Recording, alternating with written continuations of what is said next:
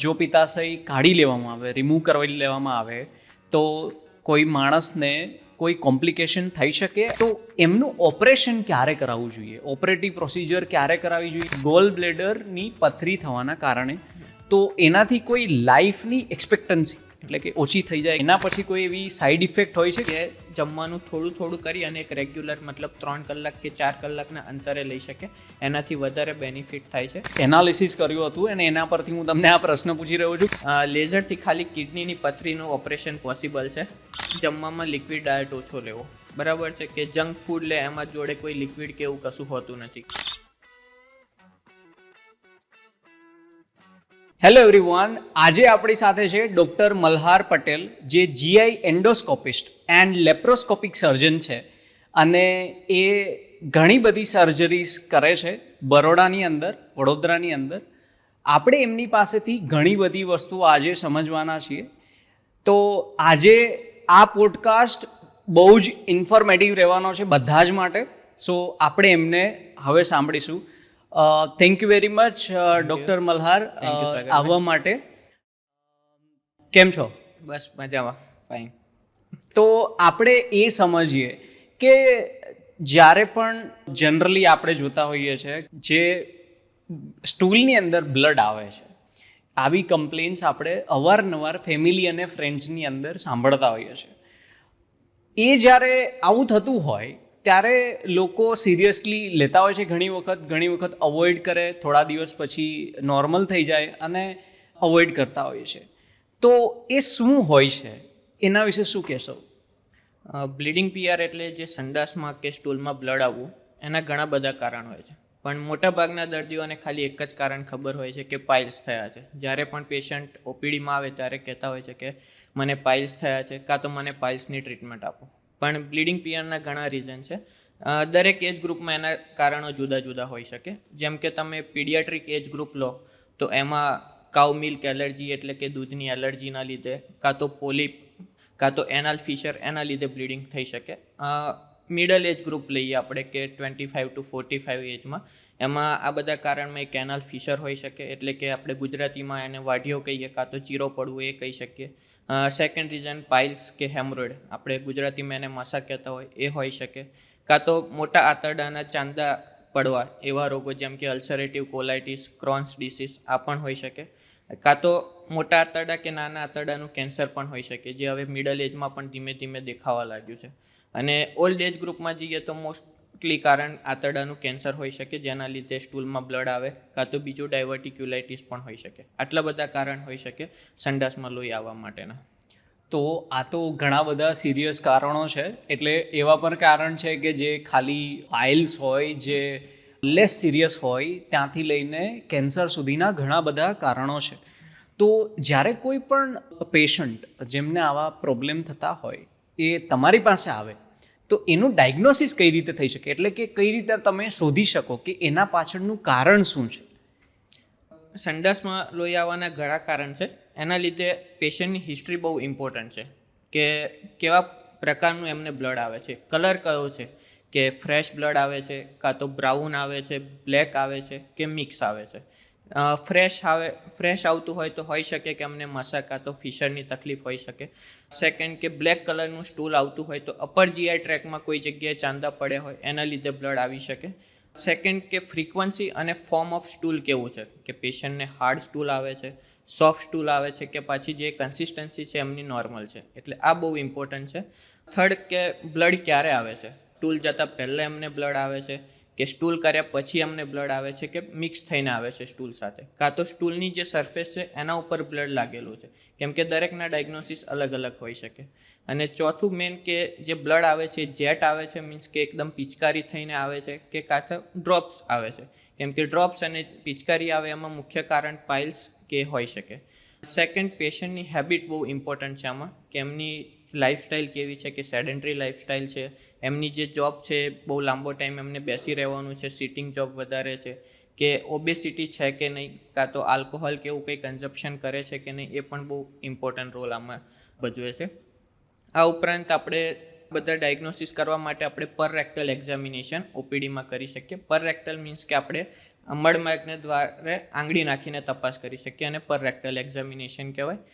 Second પ્રોક્ટોસ્કોપી એટલે simple લેંગ્વેજમાં સમજીએ તો નાનું દૂરબીન, જે આપણે ઓપીડીમાં જેટલું નાખીને તપાસ કરી શકીએ, જે લગભગ 5 સેન્ટીમીટર જેટલું હોય. એટલે જે ફિશર છે કે પાઇલ્સ છે કે આ બધા ડાયગ્નોસિસ આપણે ઓપીડી બેઝ પર ત્યાં પ્રોક્ટોસ્કોપી દ્વારા જ કરી શકીએ.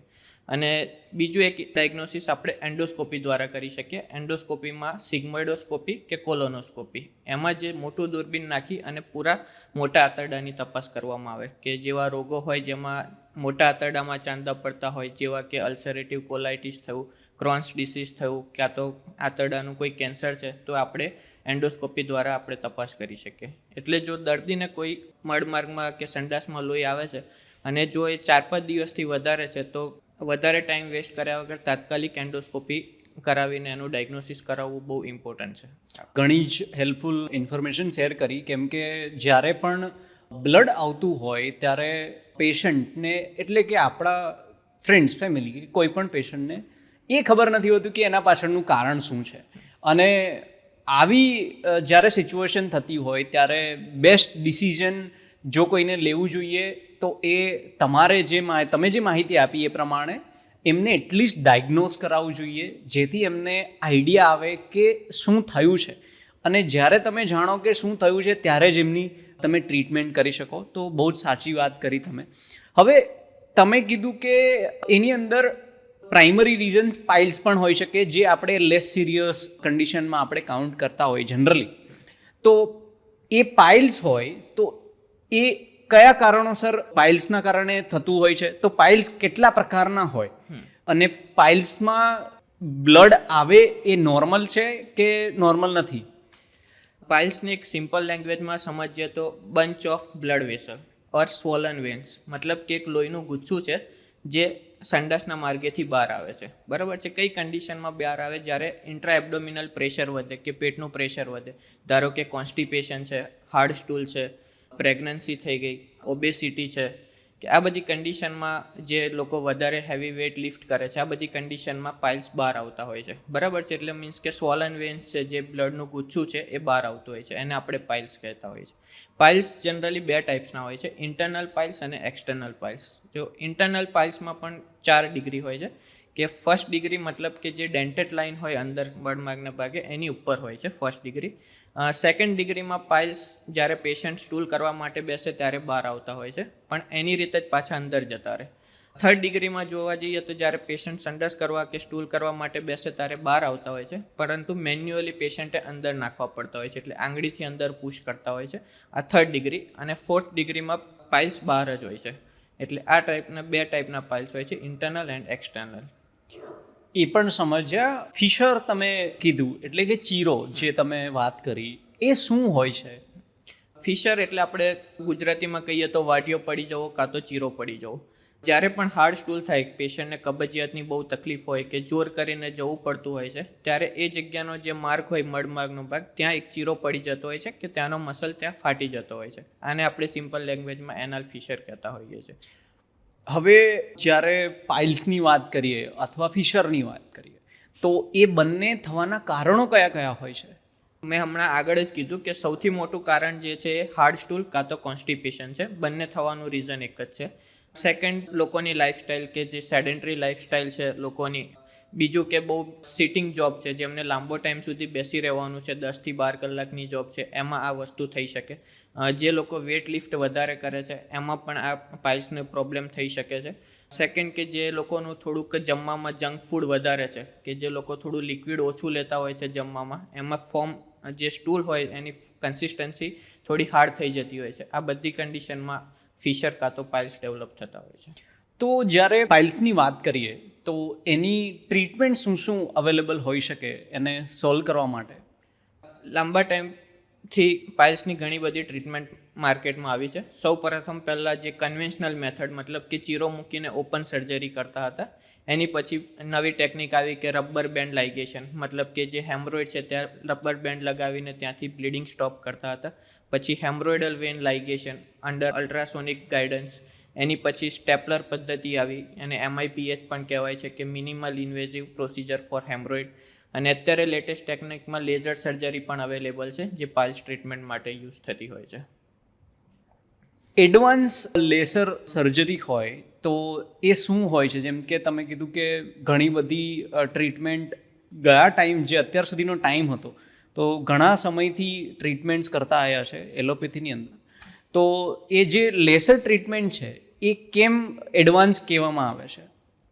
લેસર ટ્રીટમેન્ટ એટલે શું કે જે હેમરોઇડ કે પાઇલ્સનો બેઝ છે ત્યાં આપણે લેઝર બીમ ડાયરેક્ટલી એપ્લાય કરતા હોય છે, મતલબ કે તે આપણે લેઝર એનર્જી આપતા હોય છે. એના લીધે એક ફાઇબ્રસ રિએક્શન થાય એ જગ્યાએ, અને જે લોહીની નળીનું ગુચ્છું છે ત્યાં એ ધીમે ધીમે સંકોચાવા લાગે. ધીમેથી 1 થી 2 વીકનો ટાઈમ લેતો હોય છે લેઝર સર્જરીમાં. એટલે ત્યાંથી જે બ્લડ સપ્લાય છે એનો અટકી જતો હોય છે, અને ધીમે ધીમે જે પાઇલ્સ જે બહાર આવતા હતા એ ધીમે ધીમે એની સાઇઝ ઘટી અને પાછા અંદર જતા રહેતા હોય છે. આ થઈ લેઝર સર્જરી.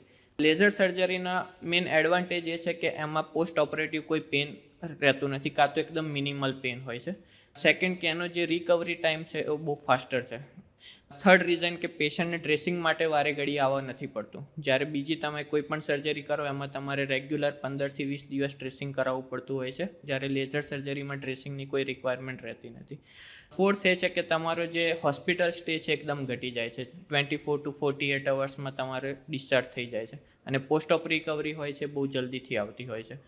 અને સેકન્ડ કે જલ્દીથી પોતાના વર્ક પર પેશન્ટ જલ્દીથી પાછું જઈ શકે.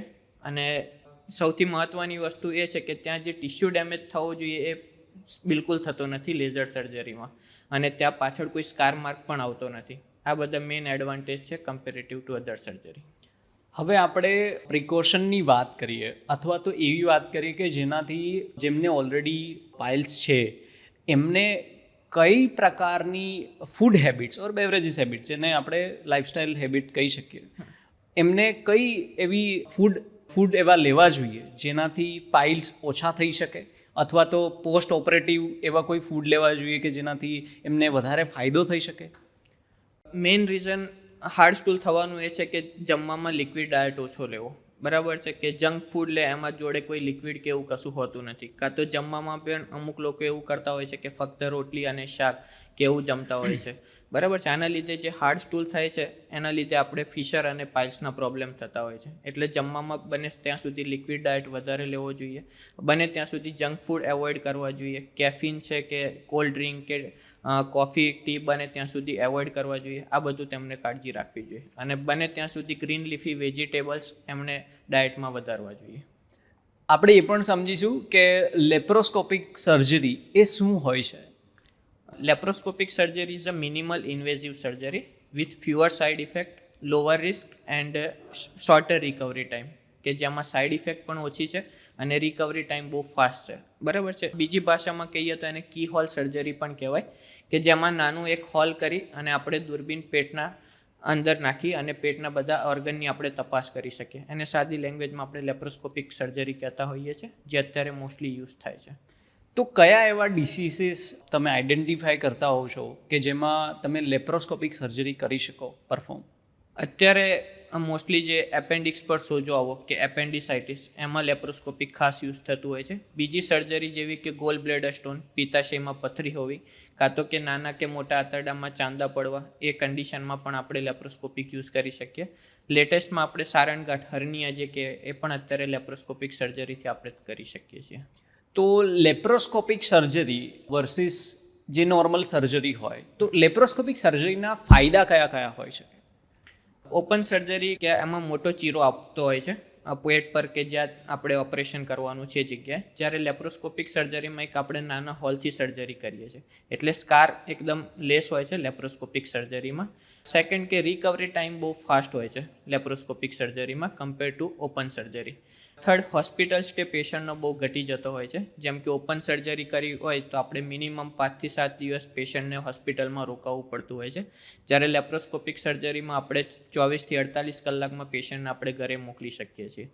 ફોર્થ રીઝન કોસ્મેટિકલી ઘણું બેટર હોય છે, કે કોઈ કોસ્મેટિક સ્કાર માર્ક કે એવું ત્યાં દેખાતું હોતું નથી, અને પેશન્ટ પોતાના વર્ક પર જલ્દીથી ફરી શકે છે લેપ્રોસ્કોપિક સર્જરી કરાવ્યા બાદ. આપણે સમજ્યા લેપ્રોસ્કોપિક સર્જરી શું હોય છે અને કયા કયા કારણોસર એ આપણે યુઝ કરવી જોઈએ, એટલે એ મેથડ થ્રુ આપણે જઈ શકીએ. હવે આપણે નેક્સ્ટ ટોપિકમાં એ પણ સમજીશું કે પિત્તાશય એટલે કે ગોલ બ્લેડર, એની અંદર પથરી થતી હોય છે જે ખાસી કોમન છે આજકાલ. તો એ શાના કારણે થતી હોય છે એના વિશે શું કહેશો? પિત્તાશયમાં પથરી થવાના ઘણા રીઝન છે. ફર્સ્ટ ઇઝ સેડેન્ટરી લાઇફસ્ટાઇલ, કે જેમને જોબ છે કે ખાલી બેસવાનું છે, કોઈ ફિઝિકલ એક્ટિવિટી કોઈ નથી એમાં. સેકન્ડ કે હોર્મોનલ ઇમ્બેલેન્સ, જે ફિમેલમાં ખાસ થતા હોય છે. થર્ડ રીઝન છે ઓબેસિટી, કે જેમાં વધારે હેવી વેટ હોય છે બોડી, એમાં થવાના હોઈ શકે. ફોર્થ ઇઝ મલ્ટિપલ પ્રેગ્નન્સી, કે જેમાં વારે ઘડીએ પ્રેગ્નન્સી 3 to 4 બેબીસ હોય, એમાં પણ આ થવાના ચાન્સીસ વધારે છે. Consumption of rich fat diet, કે જેમાં ફેટ વધારે હોય છે, એવો ડાયટ લેવાથી પણ પિત્તાશયની પથરી થઈ શકે. તો જ્યારે પિત્તાશયની પથરી એટલે ડેફિનેટલી આપણે એને ડાયગ્નોઝ કર્યા પછી આપણે કહી શકીએ કે એ પથરી છે કે નહીં.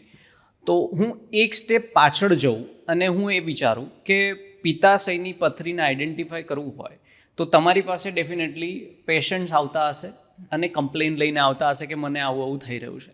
તો એવી કઈ કઈ કમ્પ્લેન લઈને લોકો આવે કે જેના કારણે તમે આ સ્ટેપ લઈ અને ડાયગ્નોઝ કરો અને એમાંથી શાયદ પિત્તાશયની એટલે કે ગોલ બ્લેડરની પથરી તમને જાણવા મળે? પિત્તાશયની પથરીમાં અમુક પેશન્ટ એસિમ્પ્ટોમેટિક, કે મતલબ જેમાં કોઈ કમ્પ્લેન હોતી નથી, પણ આપણે કોઈ બીજા રીઝન માટે સોનોગ્રાફી કરાવતા હોય છે અને એક્સિડેન્ટલી ફાઇન્ડિંગ આપણને મળતું હોય છે કે પિત્તાશયમાં પથરી છે, ત્યાં સુધી પેશન્ટને ખ્યાલ જ નથી હોતો. સેકન્ડ સિમ્પ્ટોમેટિક, કે જેમાં અમુક લક્ષણો જોવા મળે, જેમ કે જમણી બાજુ પેટ પર દુખાવો થવો. સેકન્ડ ગેસિયસ અપસેટ, કે ખાધા પછી પેશન્ટને પેટ ભારે ભારે લાગવું કે ગેસની તકલીફ રહેવી. આ ત્રીજું રીઝન કે જમણા ખભા ઉપર દુખાવો થવો. અમુક વાત પિત્તાશયની પથરીમાં જમણા ખભા પર પણ દુખાવો થતો હોય છે. એટલે આ બધા રીઝન હોય. જોડે જોડે પેશન્ટને વોમિટિંગ કે એવું પણ હોય, જો પથરી નળીમાં ફસાયેલી હોય, જો સાથે સાથે જોન્ડિસ કમળો પણ થઈ જાય. આ બધા સિમ્ટમ્સ સાથે પેશન્ટ આવતા હોય છે ઓપીડીમાં. તો આપણે જ્યારે પથરીની વાત કરીએ એટલે પથરી જનરલ જે અવેરનેસ હોય છે લોકોમાં, જે મને પણ એ જ અવેરનેસ છે, એટલે પથરી એટલે કિડનીની પથરી એવી અવેરનેસ હોય છે. પણ આ આપણે પિત્તાશયની પથરીની વાત કરીએ છીએ, એટલે કે ગોલ બ્લેડરની અંદર પથરી. તો પથરી જ્યારે આપણે વર્ડ યુઝ કરીએ ત્યારે કોઈ પ્રકાર હોય છે કે કોઈ એક જ ટાઈપની પથરી હોય છે?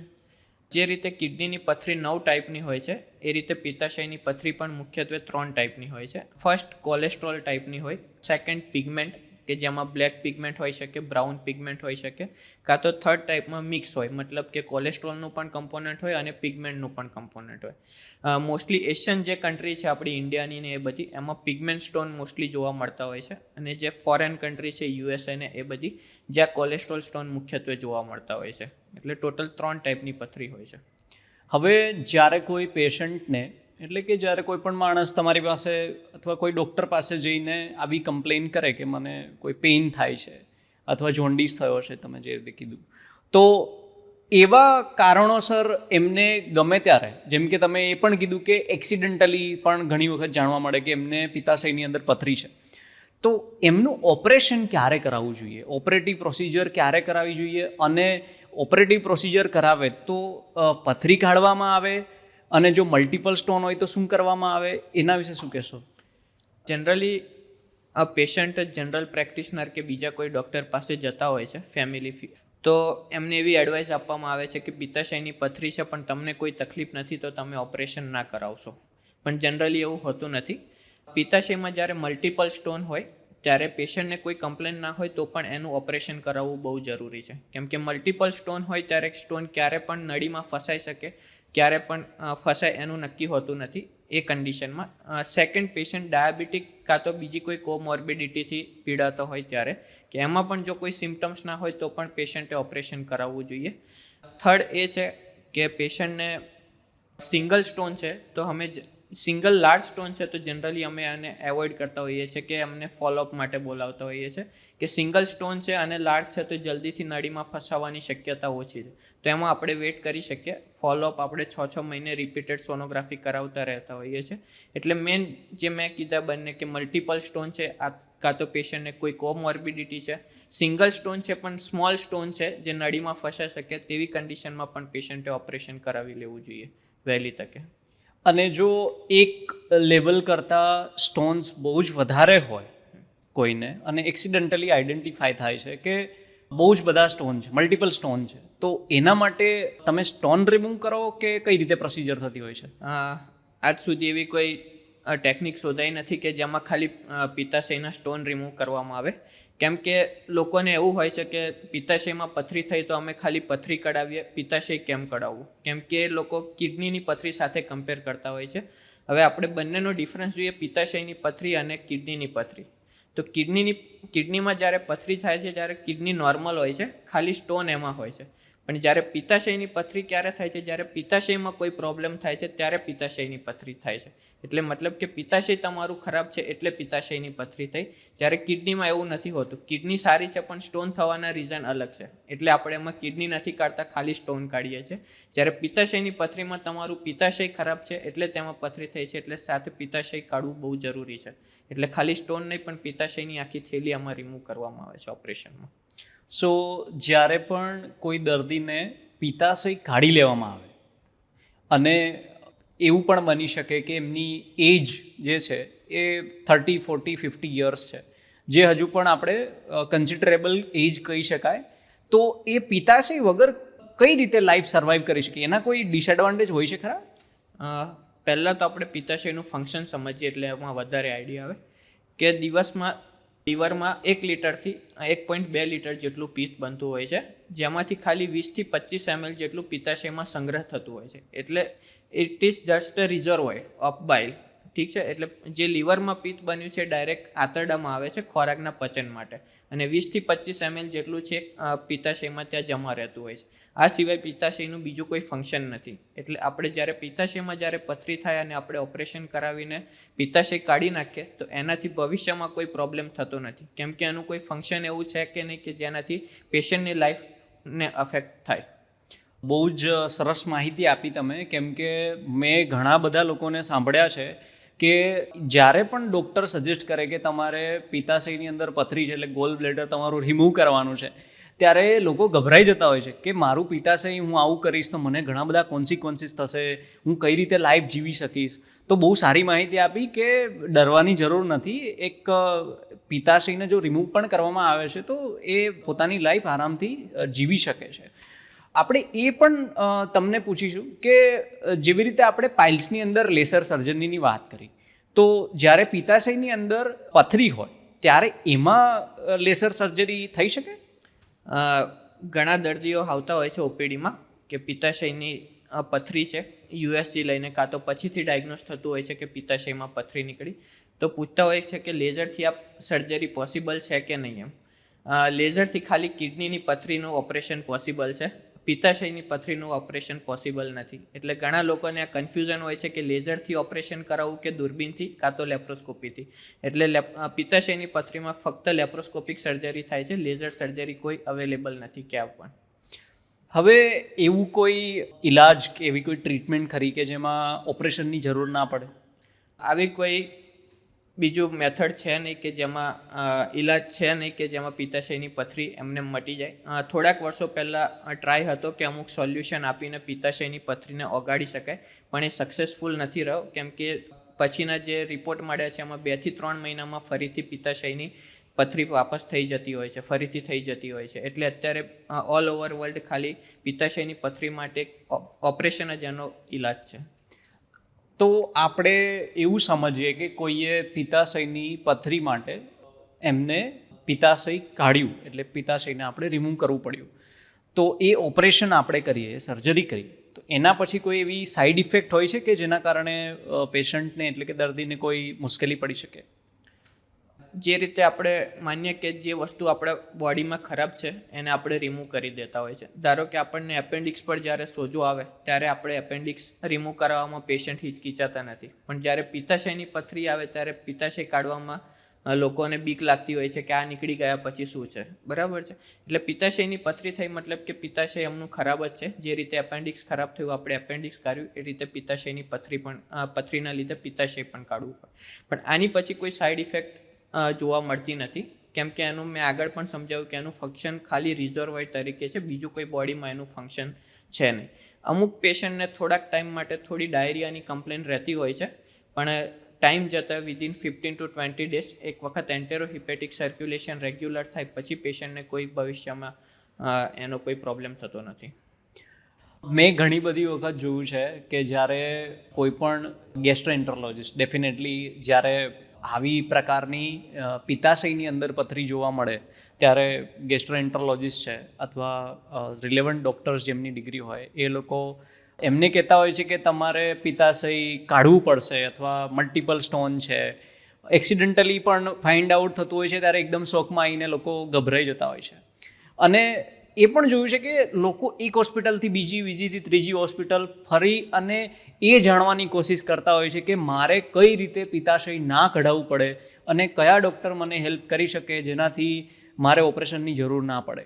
સો માની આપણે એવું લઈએ કે કોઈ ને પિત્તાશયની અંદર પથરી જોવા મળી છે અને જો એ ઓપરેશન નથી કરાવી રહ્યા, લાંબા સમય સુધી નથી કરાવી રહ્યા, તો એવા કયા એમને પ્રોબ્લેમ થઈ શકે ભવિષ્યની અંદર? પિત્તાશયની પથરીમાં ક્યારે પ્રોબ્લેમ થાય કોઈ ફિક્સ નથી હોતું. જ્યારે પણ આ મલ્ટિપલ સ્ટોન હોય કે બહુ બધી પથરી હોય તો એમાંથી એકાદ પથરી આગળ ખસી અને નળીમાં ફસાઈ જાય, જેને આપણે સિસ્ટિક ડક્ટ કે કોમન બાઇલ ડક્ટ સ્ટોન કહીએ છીએ, કે એમાં ફસાઈ જાય ત્યારે પેશન્ટને કમળો થઈ જતો હોય છે, જોન્ડિસ જે કહેવાય, ઓબ્સ્ટ્રક્ટિવ જોન્ડિસ. આવી કન્ડિશનમાં પેશન્ટને ઇમરજન્સીમાં 2 ઓપરેશન કરવા પડતા હોય છે. કે એક પહેલાં એન્ડોસ્કોપી નાખી અને નળીમાંથી આપણે પથરી રિમૂવ કરતા હોય છે અને ત્યાં સ્ટેન્ટ મૂકતા હોય છે, અને સેકન્ડ વિધિન 24 to 48 અવર્સમાં આપણે પિત્તાશય દૂર કરવાનું ઓપરેશન કરતા હોય છે, લેપ્રોસ્કોપિક.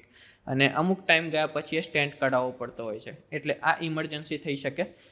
સેકન્ડ કે આ રિપીટેડ પેન્ક્રિયાટાઇટિસ કે સ્વાદુપિંડ પર સોજો આવવો, આ પણ એક વખત આ પણ પિત્તાશયની પથરીના લીધે થઈ શકતો હોય છે. એટલે આ બધા રીઝન છે, એના લીધે આપણે જ્યારે પણ ડાયગ્નોઝ થાય પિત્તાશયની પથરી ત્યારે અર્લી ઓપરેશન કરાવી લેવું બહુ જરૂરી છે. હવે કોઈ પિત્તાશયની પથરીનું ઓપરેશન કરે અથવા ગોલ બ્લેડરને રિમૂવ કરે તો એ સિચ્યુએશન પછી, એટલે કે ઓપરેટિવ સર્જરી થઈ જાય, ઓપરેશન થઈ જાય એ પછી એમને કઈ ડાયટરી હેબિટ ફોલો કરવી જોઈએ? કેમ કે તમે એ પણ કીધું કે સ્ટોનના પણ ઘણા બધા રીઝન હોય છે, એટલે સ્ટોન ઘણા બધા પ્રકારના હોય છે, એમાં એક આપણે કોલેસ્ટ્રોલ પણ એક રીઝન સમજ્યા. તો ડાયટરી હેબિટ એક મેજર વસ્તુ હોઈ શકે છે ઓપરેશન પછી, તો એવા કોઈ મેઝરમેન્ટ એમને લેવા જોઈએ? સૌ પ્રથમ તો એમણે small frequent meal at regular interval, કે મતલબ કે જે આપણે જમતા હોય છે 2 ટાઈમ પેટ ભરીને, એની જગ્યાએ જમવાનું થોડું થોડું કરી અને એક રેગ્યુલર મતલબ 3 કલાક કે 4 કલાકના અંતરે લઈ શકે, એનાથી વધારે બેનિફિટ થાય છે. સેકન્ડ કે જંક ફૂડ જે હોય છે બહારનું પીઝા પાસ્તા એ બને ત્યાં સુધી તો એવોઇડ કરવું જોઈએ. થર્ડ કે કેફીન, ટી છે, કોફી છે, કોલ્ડ ડ્રિંક છે, આ બધું એવોઇડ કરવું જોઈએ. અને જેમાં ઓબેસિટીના લીધે ને એમ થતા હોય છે આ પિત્તાશયની પથરી, એમને બને ત્યાં સુધી એક્સરસાઇઝ કરીને પોતાનો વેટ રિડ્યુસ કરવાનો ટ્રાય કરવો જોઈએ. હવે જ્યારે આપણે પેશન્ટ્સની વાત કરીએ, એટલે કે જ્યારે દર્દીને આવો પ્રોબ્લેમ થાય ત્યારે આપણે વાત કરીએ એ રીતે ગભરાઈ જતા હોય છે અને એમના કોમન સવાલ હોય છે કે જો કોઈને પિત્તાશયની અંદર પથરી હોય તો પહેલાં તો પિત્તાશયનું કામ શું હોય છે? મેં આગળ સમજાવ્યું એવું કે પિત્તાશયનું ખાલી એક જ કામ છે, રિઝર્વોયર ફોર બાઇલ. મતલબ કે લીવરમાં જે 1 થી 1.5 લીટર જેટલું પિત્ત બનતું હોય છે એમાંથી ખાલી 20 થી 25 ml જેટલા પિત્તનો સંગ્રહ કરવાનું. બાકીનું પિત્ત છે ડાયરેક્ટ લીવરમાંથી નળીઓમાંથી થઈને આંતરડામાં જતું હોય છે. એટલે આ એક જ ફંક્શન છે પિત્તનું સંગ્રહ કરવાનું. બીજો સવાલ મેં જનરલી એ પણ સાંભળ્યો છે કે જો પિત્તાશય કાઢી લેવામાં આવે, રિમૂવ કરી લેવામાં આવે તો કોઈ માણસને કોઈ કોમ્પ્લિકેશન થઈ શકે અને નોર્મલ લાઈફ બાકીની જિંદગી જીવી શકે કે નહીં? પિત્તાશય કાઢવા પછી કોઈ કોમ્પ્લિકેશન થતું નથી, એની કોઈ બીજી આડઅસર પણ થતી નથી, અને પેશન્ટ પોતાની લાઈફ નોર્મલી જીવી શકતા હોય છે. અમુક પેશન્ટ એ રીતે આવતા હોય છે કે ફલાણાભાઈએ ઓપરેશન કરાવ્યું તો એમને પાછળથી આ તકલીફ થઈ, ગેસની તકલીફ થઈ કે બીજો કોઈ પ્રોબ્લેમ થયો, પણ જનરલી પિત્તાશયની પથરી કાઢ્યા પછી આ કોઈ પ્રોબ્લેમ થતા હોતા નથી. અને ત્રીજો ક્વેશ્ચન એ છે, મેં જનરલી એક એનાલિસિસ કર્યું હતું અને એના પરથી હું તમને આ પ્રશ્ન પૂછી રહ્યો છું, કેમ કે દર્દીઓ જ્યારે આવી રીતના પ્રોબ્લેમ ફેસ કરે ત્યારે એમને બહુ જ જેનરિક ક્વેશ્ચન હોય અને એ વધારે આપણા માટે ઇમ્પોર્ટન્ટ હોય કે એમને આપણે આન્સર કરીએ.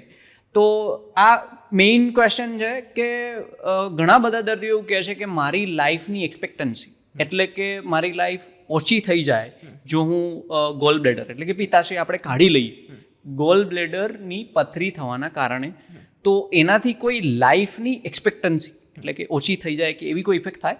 એવું બિલકુલ જ હોતું નથી. ઉપરથી લાઈફ એક્સપેક્ટન્સી પેશન્ટની વધે છે પિત્તાશય રિમૂવ કર્યા પછી, કેમ કે એક ડાયટરી હેબિટ રેગ્યુલર ફોલો કરે છે, એના લીધે જે વેટ લોસ ને બધું થાય એનાથી લાઈફ એક્સપેક્ટન્સી પેશન્ટની ઉપરથી વધે છે. એવું હોતું નથી કે પિત્તાશય કાઢ્યા પછી આગળ ફ્યુચરમાં કોઈ પ્રોબ્લેમ થાય કે લાઈફ એક્સપેક્ટન્સી ઘટી જાય, એવું કંઈ જ હોતું નથી. ડૉક્ટર મલ્હારે ઘણી બધી એવી ઇન્ફોર્મેશન એટલે કે માહિતી આપી જેના કારણે આપણે એવું સમજી શકીએ કે કોઈ પણ પ્રોબ્લેમ હોય તો પહેલાં તો એ પ્રોબ્લેમ માટે ક્યાં જવું જોઈએ, કયા ડૉક્ટરને બતાવવું જોઈએ, ત્યાંથી લઈ અને કયા કયા પ્રકારના રોગની અંદર, જેમ કે આપણે ડિસ્કસ કર્યું પાઇલ્સ છે, આપણે ડિસ્કસ કર્યું ગોલ બ્લેડરની પથરી એટલે કે પિત્તાશયની અંદર પથરી થાય એના વિશે આપણે વાત કરી.